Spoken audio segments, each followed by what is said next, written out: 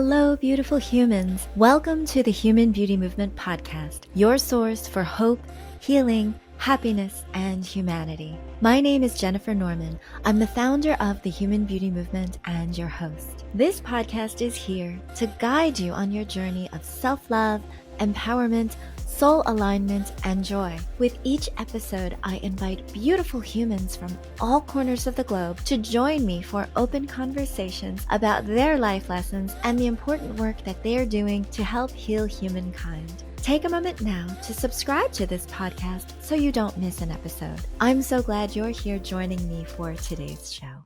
Transcend the limitations of your physical existence. Deepen your spiritual connection, awaken to your soul. These words invite a journey beyond the ordinary, a journey that my guest holds very sacred. Catherine Corona is a renowned spiritual teacher, author, award-winning filmmaker, and singer-composer. Having practiced meditation and Nata Yoga for over 60 years, she holds a doctorate in spiritual science and a master's in theology with counseling certifications in spiritual psychology. Her works, including the Nautilus Award-nominated book, Tapping Your Spiritual Source, and her #1 New Age album, The Voice of the Stillness, reflect her depth and dedication to exploring and teaching the path of spiritual love. Catherine's feature documentary, The Great Mystery, seeks to bridge the 6 major religions with universal questions such as, why are we here? Who is God? And will there ever be peace? In today's episode, you'll learn how to integrate sacred spiritual practices into your daily life, cultivating a sense of deep belonging, peace, and support. Catherine's insights offer not only spiritual understanding, but practical steps to awaken love, compassion, and joy within ourselves. Prepare to be inspired to transcend, connect, and live with a renewed sense of purpose and spiritual fulfillment. Welcome to the show, Catherine. Thank you, Jennifer. What a privilege to be here with you and your audience. What a privilege and an honor to host you. You've been doing this for a long time. 60 years is a long time to be studying meditation and yoga. And so please tell us, what are the ancient spiritual practices? How do they differ across cultures? So I had the strange experience when I was about 19. I lived on a ranch. I lived above the barn. I had this tiny little 2-room with no running water. That sounds so studio. idyllic. It really was. And in the big ranch house, some Sufi people that followed a Sufi mystic teacher named Rashad Field moved in. And so I learned a little bit of the path of the heart, the spiritual heart from the Sufis. Then they moved out and some people that followed Lakota traditions moved in. And I got to they would invite me to ceremonies. I was in college, I was studying science. And then here they're like, come to these pipe ceremonies, come to Sweat Lodge. And I was like, well, I don't know anything about this, but I'll go for the food. I'll go they would always have a feast. And I'll go for the feast. Yeah, that sounds good. That was good. But going to a Sweat Lodge, none of it was in English. It was all in Lakota. So I would feel completely free and transformed for about 3 days after a Sweat Lodge ceremony. Wow. And so I wanted more of that. I just wanted more of that. And so the spiritual teachers sort of came my way. They just came my way wherever I lived. They say, literally, right next door to me. So they say, when the student's ready, the teacher will come. I'm sure you've heard that. So the teachers came. And when I was really, really little, about 5, the same things kind of happened. So that set me on a course. I knew there was something more than what I could see in physical existence. Mm-hmm. I wanted to pull back the curtain. Mm-hmm. What's behind all this? Mm-hmm. As if walking through life was everything we see and feel and touch was just like a movie set. That's how I looked at it. Yeah. There's something behind the movie set. So then I started to find out what's behind it. What's behind it? And the best way to do that is spiritual practices. So each spiritual tradition, to go back to your question, I kind of went on a long tangent to come back to your question. Thank you. Each spiritual tradition that I've studied and I've found has certain practices. Basically, they hone down to what opens your heart and your soul? Each person is different. Each person is different. And we each have, and it can change throughout the years, but we each have sort of a feast, a suite of things that will open our soul to what is beyond the physical, to what will transcend our physical existence.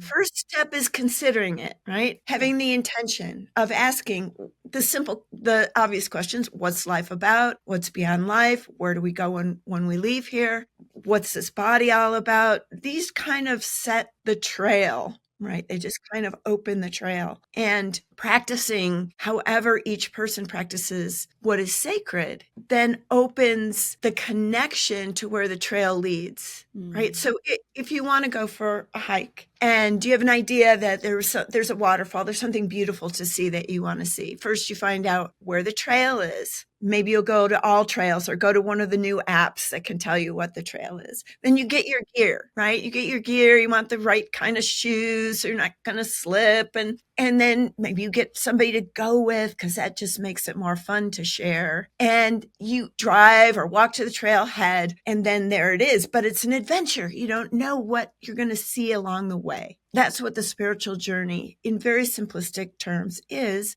Stepping on that path are the spiritual practices. So I would suggest to your audience to consider that they're already doing spiritual practices, but maybe they have not defined it that way for themselves. So whatever you're doing that opens your heart and your soul, maybe it's walking your dog, maybe it's sitting with your baby and bouncing him on your knee, or meal time and seeing how that goes, or a connection with your favorite people and having dinner with them, whatever connects you and opens your heart. And then making sure you do those things. Because life, I've noticed, kind of is designed to pull us out of those things.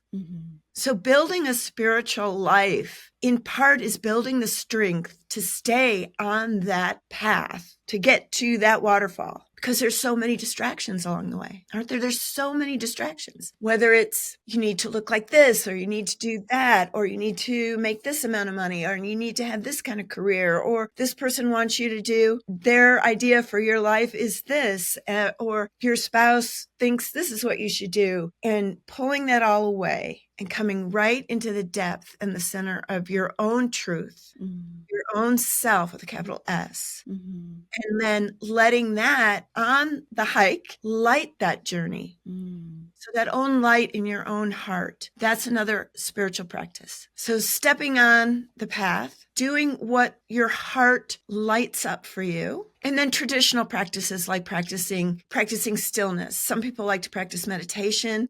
I think sometimes people want to connect to their soul and their heart, and they go, I'm going to do that with meditation. And then they try to shut their mind off. And then that does not work. If you've noticed, that does not work because you can't shut the mind off. The mind's not meant to be shut off. So rather, when people ask me about meditation, and I have a lot of people that say, well, I can't meditate. I can't sit still. My mind just rocks and rolls. And I think of my grocery list and I think of my to-do list and I get overwhelmed. And that's what I do when I sit down for meditation. And so my response when people say that is, don't try to shut your mind off because it'll just get worse. But rather everybody has a place of deep stillness. And you can find that place, go inside there, even if it's just for 15 seconds. But just find it for a moment. And maybe you find it out in nature. Maybe you find it in your church or synagogue or temple. Maybe you find it with a friend, knows how to be quiet, and you just kind of vibe with them. Wherever you find it, add that as a spiritual practice. And the more you practice that, the longer you'll be able to sit in stillness. And what happens is the mind starts to get quieter. So you quiet the mind, or the mind quiets itself sort of through the back door. Once the mind gets quieter is when you can go inside, invite your soul. Okay. And I define that as the eternal part of ourselves, the part that we come from, that we go to. That was the initial, it's what we were created into. So when we were created, our consciousness was created. I have a Buddhist Rinpoche friend. He says, we don't go to consciousness. Consciousness comes to us. Consciousness came to our bodies. Right? So that consciousness, you can consider your soul, that part that is eternal. So in this place of stillness, you can invite that consciousness, your soul consciousness, to be present with you. And then you go into even deeper stillness and listen. Just listen to, sometimes you'll hear its music. Sometimes you'll feel its rhythm. Sometimes you'll sense its beauty. It's ineffable beauty. It's a beauty that goes beyond understanding even. It's a beauty that brings us into bliss, ecstasy, transcendence. And then from there, we go even higher into a sense of oneness, an experience of oneness with all creation. At that point, you're not here on this level anymore. So the mind becomes inconsequential. You're beyond your mind, beyond your emotions, beyond even your physical body, into that transcendent soul body. From there, you can travel the spiritual worlds, the spiritual realms. In the Bible, it says we have many mansions. I consider that the spiritual realms. Travel, open your spiritual eyes, open your spiritual ears. There's sound on each level of spirit. There's sights and sounds, and start to learn the topography, learn the realms, even know their colors, know their inspirations, know their wisdoms. And when you come back here into this physical body, then you come with a much expanded awareness. What would you say is the difference between your spirit and your mind? Because some people think like their inner thoughts is like the astral field, and it's the things that people don't necessarily see in the physical, but it definitely shapes how we feel about ourselves, how we interact with the environment around us. And it can be influenced by what we see, what we hear, and then create new belief systems. How do we know if our mind is true and connected or aligned with what our true soul is? That's a beautiful question, because the mind can go in all kinds of directions, right? Yes, yes. And sometimes even the thoughts that we think may not be our own. There's a concept that some people, meaning that if you've ever walked by somebody like in a crowded shopping center or something, and then you come out and you're thinking something and you go, I never think like that. You may have just picked up a thought form from somebody else. So, and the reason I'm telling you that is you can work with yourself to say, is this thought mine or is somebody else's? I think that's a good place to start, because it's real subtle if it's somebody else's thought or a thought form, an energetic form that we've kind of walked through, and then it sort of becomes us, and it gets confusing. The reason I'm bringing that up is that we have these levels of thought within ourselves too, beyond just other people's thoughts. So I will ask myself, where is this thought coming from? Is this coming from an old pattern? Is this coming from an emotional, a feeling I have something about something? Is it coming from a limiting belief, a doubt, subconscious, unconscious, imagination level? So when you start to work with yourself and master the mental levels like that, intellectual levels, and then the emotional levels, you can kind of see where those thoughts and feelings come from. And we're human. We want to have those thoughts and feelings. We want to accept them. We don't want to push them away or push them down. We also, what you're bringing up, want our thoughts to come from our highest nature, from our truest self, from our soul. So when you look at where those thoughts are coming from or feelings, it's the same process. Then you can invite your highest nature to bring you the thoughts, the wisdom, the guidance that you might want to make decisions, important decisions in your life. So we're not stopping. It's not mastery to try to stop thoughts from different levels. It's mastery to know where they're coming from, what levels they're coming from, accept them, and then you can shift focus to the highest level you want. If I'm playing pickleball, I want thoughts about how to play pickleball, right? I don't need it to come from my soul. I'm out there to have fun, and gratefully so. Or if I'm out shopping and I need certain groceries, I don't need highest thoughts there. There's a reason we have thoughts on what we call the conscious level. Right. I have an interesting history of experiences with different spiritual practices, more in the forms of religious boxes, whereby at the time, for example, when I was young and I was brought up Roman Catholic, baptized, the communion, confirmation, like all of those steps, all of those ritualistic practices were part of Catholicism. And then congratulations, you're an adult and you can now accept Jesus. You're in the gateway of heaven and all of those things. And what those beliefs were very much grounded in all of the church lessons and family. Then, for some very odd reason, I was put into a Protestant junior high school. Now, you'd think that because the same God, the same Jesus, it would be very similar, but there was a lot of antagonism between, as we know, Protestantism and Catholicism. And so as a young girl, I'm brought into the principal's office because they discovered that I was Catholic. And they said, "Did you realize that you are part of a cult and you cannot be here?" And they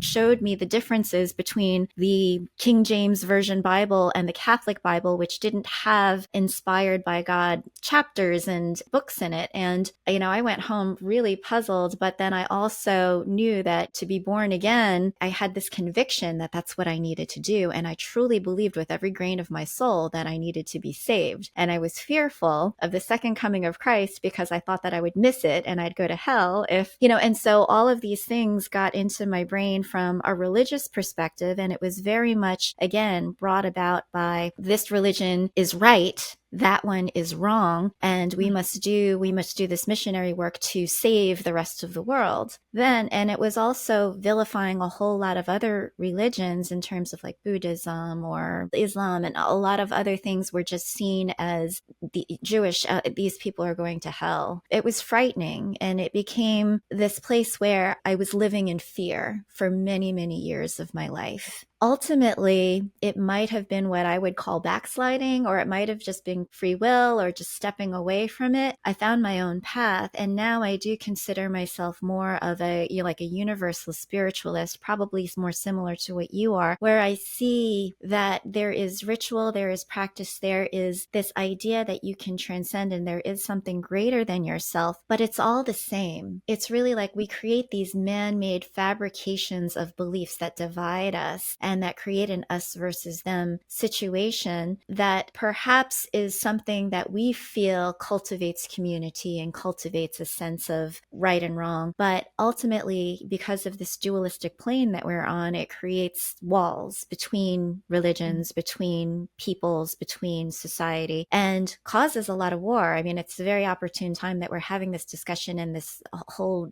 controversy, the war in Gaza is happening. And so what is it? I know that you had this beautiful documentary, which I'm looking forward to seeing. I hadn't had time to see it before this cast, but tell me what you had learned about what we can do as just a humanity to recognize this whole universal sense of spirituality, that there is something greater than us, and that we are all the same, and that we don't necessarily have to have wars and power conflicts over each other in order to survive and to feel that we belong. What did you learn? This is a big question and pulls on my heartstrings. And I'm sure it does yours and probably your audience, many of your audience, when we see that however each faith tradition started, at their core is a connection to God or whatever you want to call the source, whatever word you want to use. The word doesn't, it's not important. Yeah. I use source and universe more now than ever.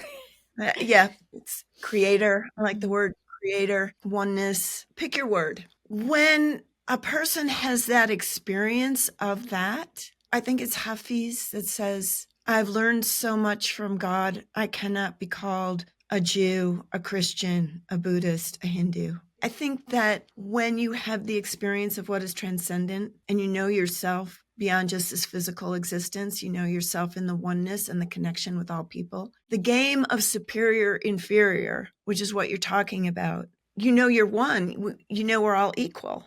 I don't know that you can teach it, but you can open the doors to the experience. And I think that's what we all want and what people are looking for in religion. people go into religion because they're born into that religion, right? You were born into Catholicism. So was I. That's why I was there. That's what the family was. I actually find a beautiful depth in esoteric Christianity. So if you dig deep enough and you get into some of the very, very sweet and read some of the saints, they're all saying the same thing. Why do organizations get corrupted or try to place people in ritual and dogma? I think that's a big question. I don't know that I have the complete answer, but one answer is it's the superior inferior game. If I'm superior to you because I say my religion is the one, then I can, in a very messed up way, feel superior if there's someone inferior. So that's how the whole brainwashing of anybody you want to make a soldier goes. You say they're less than. They are less than. When you can do that, you can control people. You can have them do whatever you want. And then you control people with fear. And that works at the lower consciousness level, right? So that's why spiritual practices, something beyond a dogma of a tradition, brings you into the connection with your source, with the universe, and you're not afraid there. And you can't be controlled there. And you don't need to be superior to anybody because you know, not as an intellectual concept, but you have a knowing that we are all one, that we all have hearts and love and souls. And that in that place, the love just overflows. And even if you don't like somebody, you love them. You can have that both going on. You know what that is. I just saw that. Oh yeah, I know what that is. I don't know. Did that answer your question or even come close? Well, I know that it's almost an impossible question to answer. I just was curious what your take was, and I completely appreciate, and I think that if we knew the answer to that, we'd solve world peace. Well, I do know the answer. I think we know the answer, but doing the answer is two different things. Yes. I think that that's so true. And I think there are, as we know, there's multiple levels to gaining kind of like this transcendental nature. And when we are stuck in the very physical, the very see, smell, touch, hear, taste, and we're in survival, the lowest rung on Maslow's hierarchy, we're going to act and behave in different ways. It is going to be a bit more fear-based. It's going to be more about survival, competition, us versus them. And so when religions are more towards the lower level, the physical level, or they get conflated, power, unfortunately, because we are human and imperfect, because there is this sense that I can utilize the fear of hellfire as a way to control people, as a way to have power, to create empires, to better serve this particular type of person versus others that may be more of the followers rather than the leaders, and manipulate. Sometimes, certainly, that happens. And even despite the fact that we may at the soul level all recognize that we are similar in human form, there is this hierarchical habit that we get into of organizing, of stacking, of creating levels of people based on skill, talent, color, race, gender, sexuality, all of these things that might partition and separate people. And you don't have to play in that game. It's a choice for each one of us. We don't have to play in that game. That's the world of the law. They're all rules and laws and boundaries, and we don't have to play in that game. We can move into grace, where there's freedom and liberation and loving. That's each one of us has that choice. And it's not like we make that choice and all of a sudden we're there. The choice is made every moment, and we get pulled out of that choice. As long as I've practiced spiritual practices and meditation and esoteric practices, I still get pulled out of that choice. But the mastery, it's not that we don't get pulled out of that choice, is that it doesn't last very long and we go right back into the loving. We go right back into the loving. So what happens on the spiritual path, in my experience, is where when I was younger, maybe 19, and I get into all this emotion, I had all these hormones rolling and they were all new, it would be on me for days, if not months. Now maybe it's 5 minutes and I catch it. It's a path of vigilance. And over the years, I've learned how to work with myself to go back into the heart, into the soul, into the loving. Even if somebody yells at me in traffic, I can, God bless you, I love you, on your way. I don't know that I've heard it said, we're not born here with a rule book, but we come here and we learn the mastery if we choose to, and we grow if we choose to, and make our intention of that spiritual path and of a path of being the best we can be and work living out of our wisdom and our higher self and our soul. When we choose that, then we get that. We get that. Right. Spiritual promise. You will become that. Guaranteed. It may take 2 years. If you're a really high soul and you already came here and you're high soul, I've seen people like that. It may, like me, take 50. And then you go, I like who I am. I came to it. I'm there. Yay. Yeah. I love it. I've worked it. Yeah. Doesn't matter how long it takes. But it is a promise that you will get there. And the slings and arrows and what goes on in this life, in this physical world, you'll feel it and you'll want to contribute and share and make it better. And you'll ride over the top of it. It won't touch you it will not touch you anymore. It just won't. And you'll be more of a servant than you ever knew possible. Interestingly, and for the audience that is listening today, this episode is not to criticize religion. I don't want to give that impression. There are so many beautiful, beautiful religions, traditions, and ways to find your own enlightenment. I, for myself, and I'm only speaking as an N of one, had discovered that there was such restriction and fear-based living in the way that I had been taught to practice those religions that I was fighting myself constantly. I was self-loathing. It got to a place where I kept thinking of myself as a sinner or as evil, and that I needed to suffer or repent, or it's kind of like the Lenten, give ups in sacrifice and do these things because it shows your godliness. And I recognized that living in fear was not living for me. And I chose instead to live a life of love and to kind of flip the switch and to see what felt free, what felt positive, what felt light, and what felt just more profoundly connected to other people and to myself, rather than creating these walls and these restrictions and these confinements. And so I discovered that there certainly was an opinion about living that way. Some even called it hedonism or,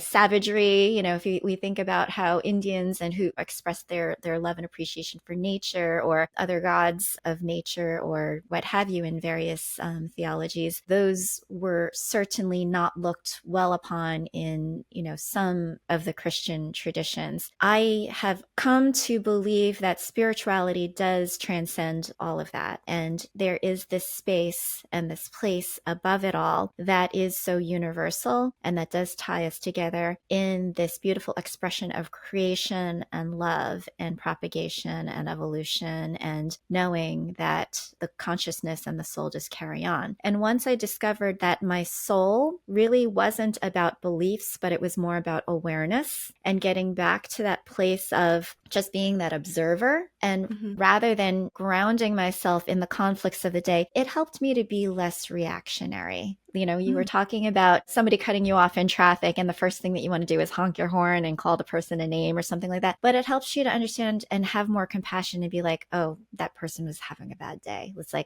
send love, blessings, and just recognize that you don't have to live your life feeling like everything is out to get you anymore. You can feel more like everything is going to work out for you. Everything is always going to go your way. Everything. And once you feel that way inside, then your external world starts to mirror that. Your external world, you start projecting more of that love that you find within yourself, rather than this conflict and these confinements, because then you're going to build walls around you. Everybody else is going to be seen as the enemy and trying to take up your space. And I think the true path of spirituality is one where we can elevate and recognize that we are just souls and kind of traveling this strange and wonderful place that's called Earth together. And we can have this more this calm and this peaceful relationship with our inner selves that can then reflect and have a calm and beautiful relationship with everybody that's around us.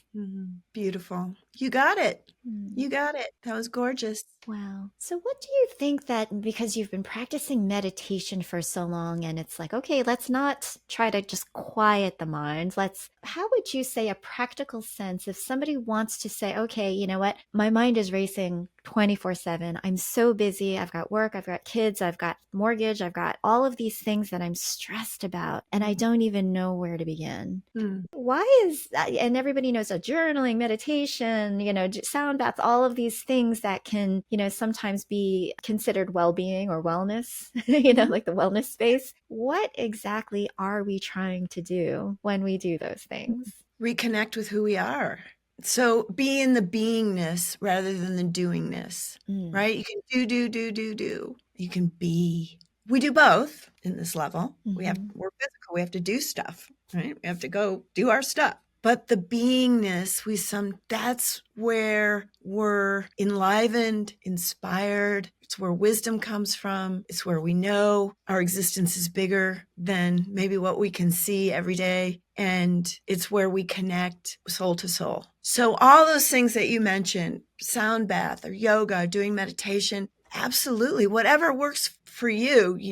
I have a master's and a doctorate degree in spiritual science. What that is looking at what connects each person to their beingness. And again, here we have words again. Beingness, your soul, your true self, your reality with a capital R, whatever word you want to call it. When you hit that place, that's when you transcend all those things you were just talking about that weigh us down, make our beliefs limiting, make us reactive, all those things that don't make life very fun and don't make it very fun to be in this body and in this life. So yeah, everybody's very, very busy these days.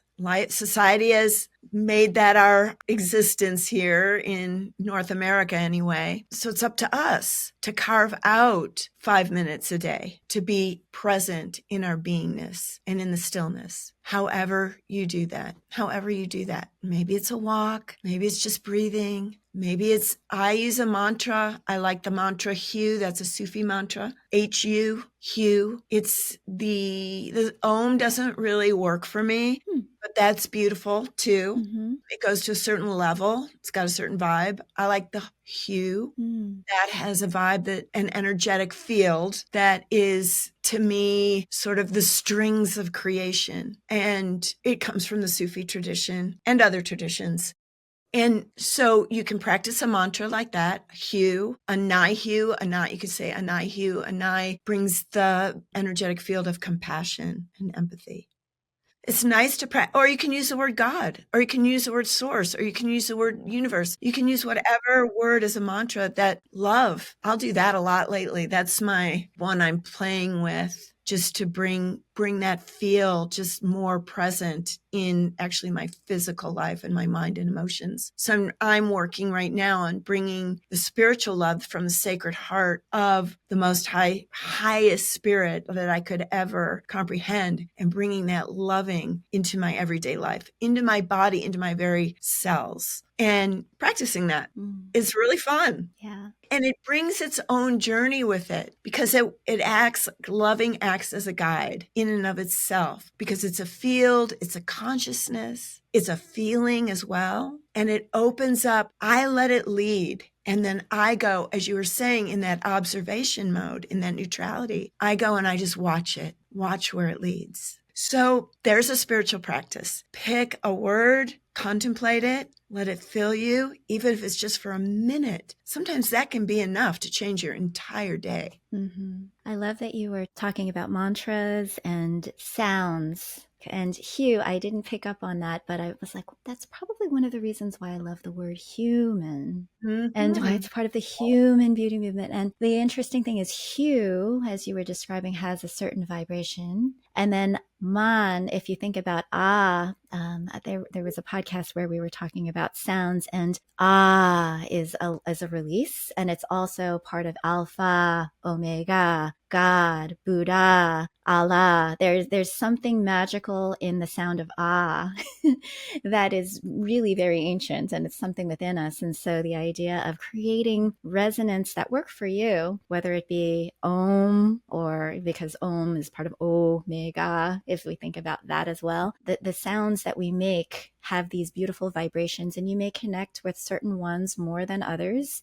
Sometimes people just like to chant, whether it be in Sanskrit or various words, or just kind of affirmations to themselves to kind of ingrain that in their minds and get themselves to a place of calm and peace. And it certainly helps. I find that it helps to be grounded in this from the very beginning of the day. Because when you wake up, and if you're, you got your phone next to you and you're automatically checking your texts or your emails or what your calendar is doing, then you've already become reactionary, and you've already lost a bit of self-control, or you've given your power away to whatever, is on your phone and leading you down a certain path. But if you say, you know what, I'm going to take this time to take some breaths, to go outside, get some sunlight, to maybe drink some water, to give a gratitude practice, maybe to journal, or to sit in calm for, even if it's just a few moments, it's a really great way to establish the tone for the rest of your day. And even that can be part of your spiritual practice or ritual, to just reconnect back to your sense of self, your own guiding light, your own true north, and then set intentions for how you wish the rest of the day to be. And a lot of times it is very helpful to say,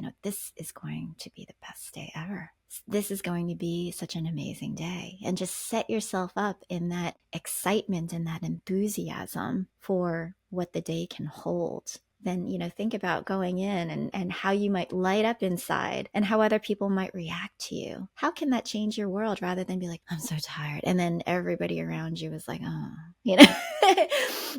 So really makes a difference. You have the power and the energy to shape the way that your days go, the way that your days flow. Exactly. And then then people can tune to your like tuning forks. If you're setting out with this very high resonance, people will just light up around you. So what you've described is also exactly what I do before I get out of bed. I do an invocation. So I just invite myself into the highest consciousness I can know. And then I will chant my tone. I will also work with mind and emotions. So I love quotes. So I'll have a spiritual teaching that I particularly like for the day. I have one for every day of the year. And then I'll make an affirmation from that, so I can work with my mind and emotions. So what we just said, I think it's Hafiz. I have learned so much from God that I no longer can call myself a Jew, a Hindu, a Christian. I might say for the day, I am learning so much from God today. Oh, beautiful. What is this here to teach me? Yeah. Yes. Then I'll do my meditation, go into stillness, chant my tone until I hit that chord, that beautiful sound of the soul. And then I will go, just what you said, I'll go, this is going to be an amazing day. And I'll think about my day, and I'll think every single thing, like being here with you today, this is going to be an amazing conversation we're going to have. And the people that listen to it, I'm just going to love every single person. Even though I don't know them, I haven't seen them, I am loving them through this show. And I'm sending that loving out. It's going to be amazing. And then I set the day up like that, just exactly what you've described is my practice every morning. I do take time during the day to do another usual meditation practice. And I have a whole outside walking meditation I do. And as I've gotten older, I've just made it my intention and my focus to make my day sacred, to bring in the holiness and the sanctity, to make my day sacred. So that I don't if people want to start, I would suggest they start with what you said as your routine, maybe parts of what I said as my routine. But in my recent years, for my recent older age years, I think all day long. I'm chanting all day long inside. I'm praying all day long. I'm sending loving. I'm in my heart all day long. I try not to do anything that's not of service. Like if it's not going to contribute, I'm not interested. So that I think every life can be a prayer, a walking prayer. Beautiful. Wow. I love that you also mentioned, this goes and extends beyond church, beyond temple, beyond the yoga mat. It's like carry it out into the rest of your life. I can't tell you the many times that I go to church and then right after church is over, like on the way home, people are criticizing what people are wearing or how off key the choir was or things like that. It's like, what happens? What just happens? Is this not what did we learn nothing? It's not just for the four walls. It's for life. That's what the spiritual practice is about, so that you can take it into every moment of your life. I think we have to remember and accept that we're all at different places. Yes. We're all at different places. And I remember an imam, he's in my movie actually, and he talked about that people go to their spiritual practices or their faith traditions on so many different levels. Some people are just there for the ritual, and that's where they're at. Mm-hmm. Some people are there for the friendships, and that's where they're at. Mm-hmm. Community. Some people are there for a combination of all those things. Some people there really connect with the spirit, and they have a depth of experience that transcends their everyday life. And that's what they get in whatever service their faith tradition provides. So we have to accept people right where they're at. We don't have to enter in to the gossip. Mm-hmm. Or whatever it is. Or one of my things is that I try to accept is, the complainers. If people just find fault with everything and they're always complaining about something. I have a friend like that. I love her dearly, but I love her. I know. I love her dearly, but she pretty much complains about everything. And and I've tried to, it's like, okay, are we judging people that judge? Are we complaining about people that complain? Right? I don't know, but it's, well, like, noticing that she's complaining. Am I judging that she's complaining and then I am complaining? So it puts me in a spin. Yeah, and a it's quandary. True. We find ourselves there. Yeah. But I just pull myself out and try not to think about it. Acceptance is I'm just not going to think about her behavior. I'm just going to enjoy her loving because she has such a big heart. Aww. Yeah. And then just go there. So that's my mastery. That's how I have to play with all that. Yeah. I'm not here to change anybody.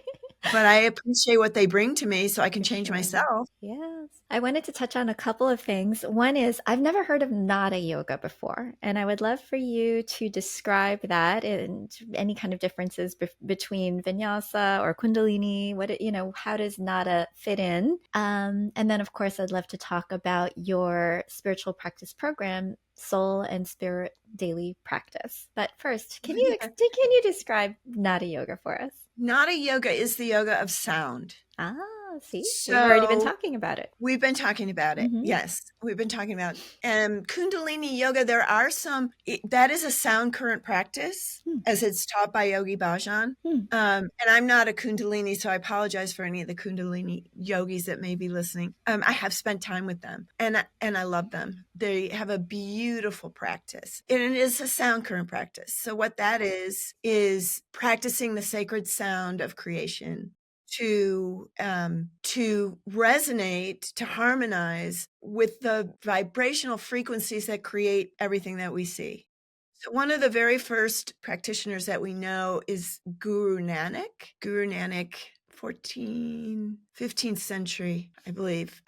He was a Hindu and a Muslim kind of at the same time, but he started the Sikh tradition. And the Kundalini yogis in America anyway are Sikhs if they go that path. But so Guru Nanak, there's a long story to tell you, that Guru Nanak traveled for 25 years singing the names of God. When you sing the names of God, that's all he did.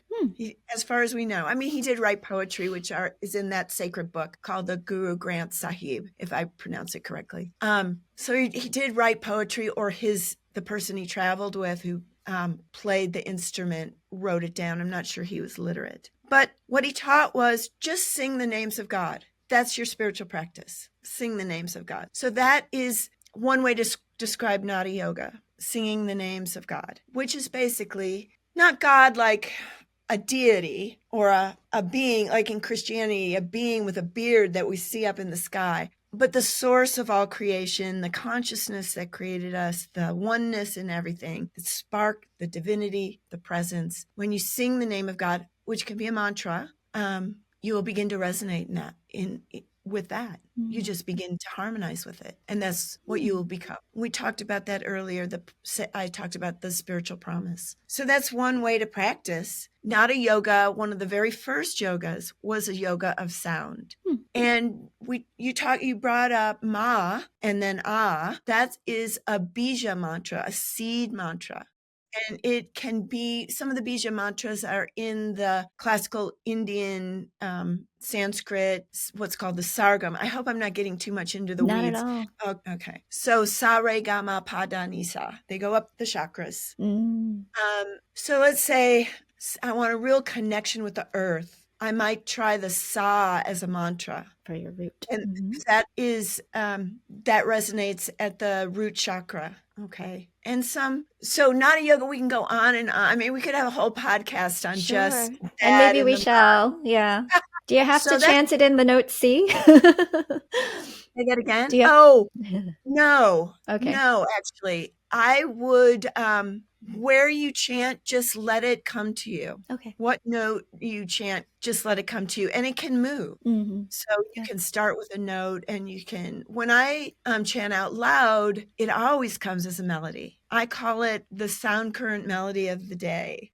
So I listen to the melody in my soul. The soul is always ringing. It's always singing. I listen to the melody in my soul, and then I will repeat it as a practice in one of the seed mantras, but I really like the hue, so I'll usually use the hue. Then I let that sound let me lift into the vibrational level of the soul that sound came from. Then I rest in that place.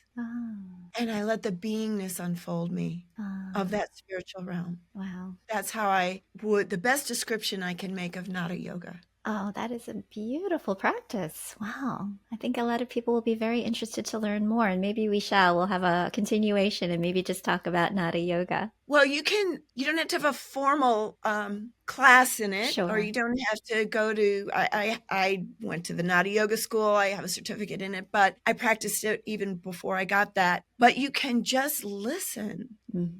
Feel, not everybody is auditory. So not everybody's going to hear the sound. Right. But you might, but you might feel the rhythm, like a breeze going through the air. You might, or like a whisper that you feel the breath. Or you might see in your mind's eye a color kind of wafting through your vision. All of those are sound. So we say the sound current or the celestial melodies or the nod or the logos, or in Judaism, the voice of the heart. Every tradition have these sounds.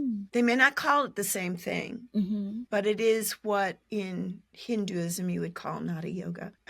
And you can just practice it. You don't need any formal, just listen. Oh, that's lovely. Okay, so let's talk about the soul and spirit daily practice, because you've offered that now to help people dive into having more of a daily practice and a connection with yourself as well as with others too. Tell us about it. Thank you. Yes. So from people asking me, will you teach me to meditate? I kind of thought I'm not sure that's what they really want. That's what they think they want. But what they really want is a connection with their soul, with their beingness, and time out to go into that beingness and explore it and step onto a spiritual path or deepen a spiritual path they may already have. So what I did was, just the way I described my spiritual practice routine in the mornings, I recorded an invocation, a teaching. I curated a teaching from one of the great spiritual teachers throughout history, and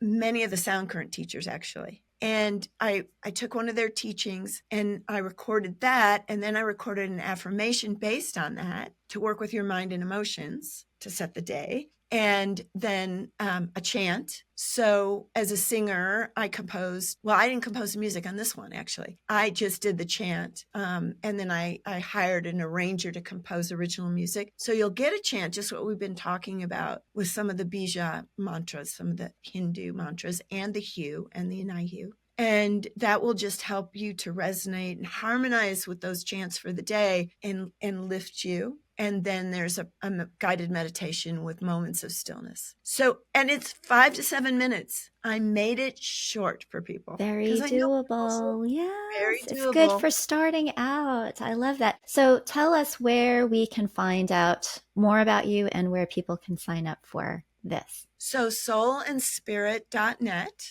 And you can get all the information on it there. And I also have, as a gift to everybody, I have a daily quote that I curated from the spiritual masters throughout history. And you can sign up for that. And every day you can just see the quote of the day.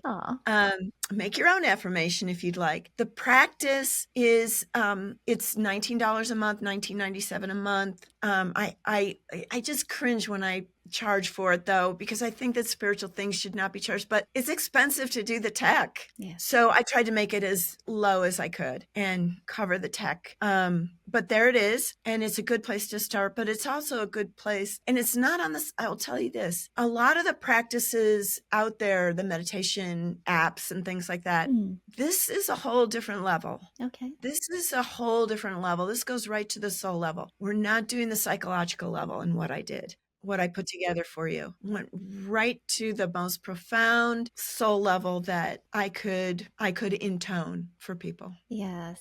There is a difference between the wellness practice of meditation and, for your mental health, certainly. But yes, this comes at it from a more spiritual and soulful perspective. And so it's, got ancient practices kind of tied in and all of these wonderful things to really get you connected to that higher self, inner being, however you like to call it. Oh, Catherine Corona, what a joy to speak with you today. Thank you so much for sharing your work and for all of this information about how we can view the universality of spirit and get into better connection with ourselves. Thank you so much for being my guest today. Thank you for the work you're doing. Really, it's such good work and it's so needed. So thank you, Jennifer. It's an honor. Okay. All right.